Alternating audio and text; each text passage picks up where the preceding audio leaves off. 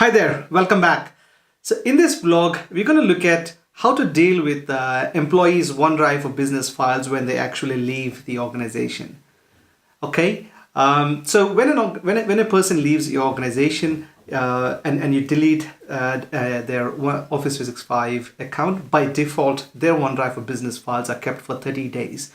You can actually increase that number to whatever number of days you want to retain the files for, but by default, you can access the files are retained for 30 days.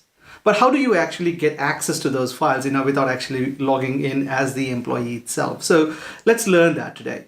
All right, here we are logged in as a global admin. I'm actually accessing the Microsoft 365 Admin Center, and from the Admin Center, just click on the active users. And within active users, pick the user that's just left and still within the 30-day period. So here I can actually pick an example of, let's say, Megan. Click on Megan's name, and that'll bring up Megan's a blade with all the details from the account details and an area to manage individual settings itself. So from there, just click on OneDrive. Once that's loaded, we'll see the actual options for managing the OneDrive account for Megan itself. So here you can actually see there's an option called Get Access to Files. Okay, so what it does is it actually creates a link for you to access Megan's files without actually logging in as Megan. So let's see how that works. So here, click on the option which says Create Link to Files. What it does, it goes and actually creates an access link for you in a second.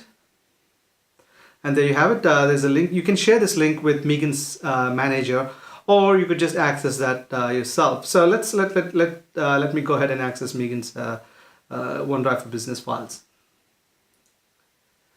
When I click on that, you can see that I'm now accessing Megan's OneDrive for business files. Okay, you could say this is Megan. You are still logged in as yourself. In this case, me as Jag and admin. But I can actually see Megan's files here. To prove the point, you can actually see there's the link in the address bar states you're accessing Megan's personal OneDrive for business files. Okay, you can also just compare that with the actual Megan's files itself from a different browser window. But going back from there, so now that you were able to access it, what can you do? You can see all the files. Is there an option for you to actually move all the files across into, say, the manager's OneDrive for business? So yes, you could do that by actually selecting all the files, and you have an option which says Move To. Click on the Move To, and here you can actually see you've got two destinations. One, Megan's OneDrive for business, who just left the organization, and your OneDrive for business location as well. If you select OneDrive for business location, there you can actually create a placeholder for, say, Megan, and then you can actually move them there as well. In this case, I'm going to just stop the progress. Okay, it's already cancelled anyway. So that's how you've moved the files access the files of an employee who just left the organization, and also and move them across into the manager's OneDrive for business. There you have it. So in this vlog, what we learned is we looked at, first of all, how to access access the OneDrive for business files of a person who just left the organization, and also we looked at how to actually move them across into your own or manager's OneDrive for business location.